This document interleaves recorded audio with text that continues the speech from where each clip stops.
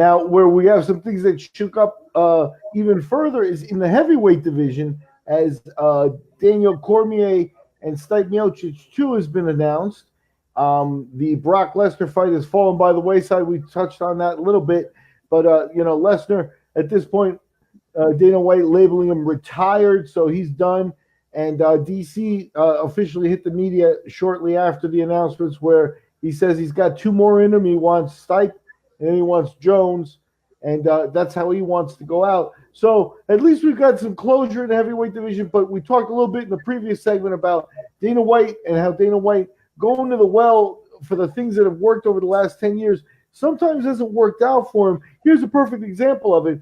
For the last, little bit of, call it about a year, basically, the MMA division of the heavyweights has been in a state of limbo as we wait for Brock Lesnar to get out of his WWE contract and come back. And then, he makes WWE appearances and he starts to look trimmed down, like he's actually getting off roids or whatever. And, getting into MMA type of shape. And, there's more talk and speculation. The guy doesn't say anything. And literally, Stipe Miocic was waiting.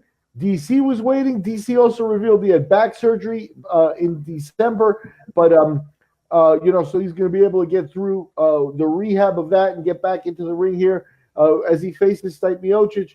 But, he was waiting around for Lesnar in the big payday. So they got hijacked by that, and that's just not a good situation. It's good that they're going to move right on, that DC took the forefront and challenged Jones.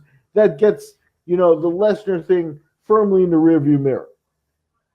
Yeah, and thank God, in my opinion. As a hardcore MMA fan, I'm liking what I'm hearing so much more from Daniel Cormier. That interview with Ariel Helwani earlier this week was refreshing, in my opinion. And, I did a short little CRP minute. I was playing with the new app and stuff, and I knew that we would end up talking a lot more about it here on the podcast. But we gotta talk about Daniel Cormier. Daniel Cormier has lost 2 fights in his career, and one of them was technically a no contest because he got overturned because of Jones failing a drug screen.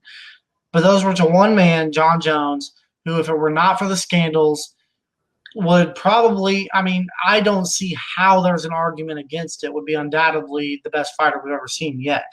There's nobody that's been able to touch him.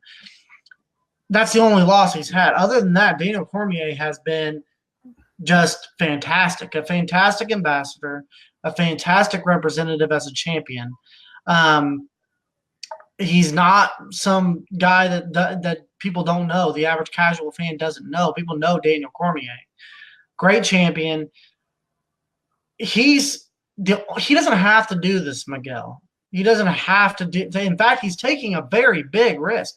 The biggest win of his career is probably his win against Stipe, going up as the light heavyweight champion while Jones was out and securing the heavyweight strap, becoming a champ by knocking out the winningest heavyweight champion in UFC history in the first round. Well, now he's going to go risk that. He's going to go take on a very tough fight with Stipe, that's a hard fight. There's no guarantee that the same result's going to happen. Stipe is a very high-level fighter. So he has a possibility of going 1-1 and losing after getting his biggest win of his career and having that backtracked.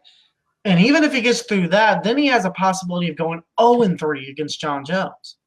The only reason that he's willing to take these risks with these 2 fights, these are the 2 fights he has in mind before retirement, is because he understands the reward. The reward of winning those 2 fights that's GOAT status. That's being able to walk away with the greatest finish of his career. Can you imagine if he gets through Stipe again for the second time and then it would be like a movie moment to see him finish Jon Jones. It'd be truly historic. It'd be an awesome moment for the sport, an awesome moment for him. And he would cap off quite a great career.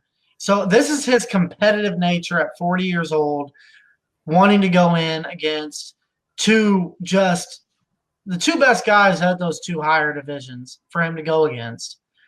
And I'm a little biased when it comes to it. I'm rooting for him to get those 2 wins. I think that it'd be an awesome story for such a great, underappreciated fighter that I think history could. I think those 2 fights could define him for the next 100 years.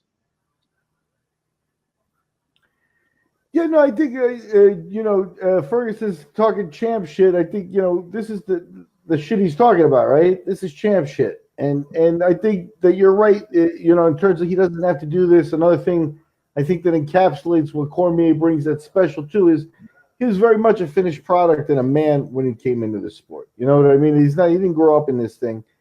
So he already also understood though about presentation, about speaking. In public and being a role model and things like that. And he came from a special place because on an Olympic team and things like that, there is that ideal a little bit. So he does have, a lot of backing when, I haven't heard, Dan Cormier, you hear Jon Jones stories, you know what I mean? Even stories about when he gets settled in at the Arizona gym, and he doesn't want people around when he trains. He'll throw everybody the fuck out of the gym. He'll get everybody the hell out, and then they'll do their thing and stuff. But he doesn't answer questions or anything like that. He operates in a very controlled atmosphere. You don't even hear stories about DC being a dickhead that way. You know what I mean? So he's a good guy. He's a great guy. And yeah, when you look at your legacy, the way he's looking at it is, the Stipe thing is kind of the cherry on top first, right? Because what he really does need is the cleanup with Jon Jones. But you're right, it's better for the story position with Jones as the last fight. And that is really what he wants, to fix that. And, that's motivation. That's champ shit.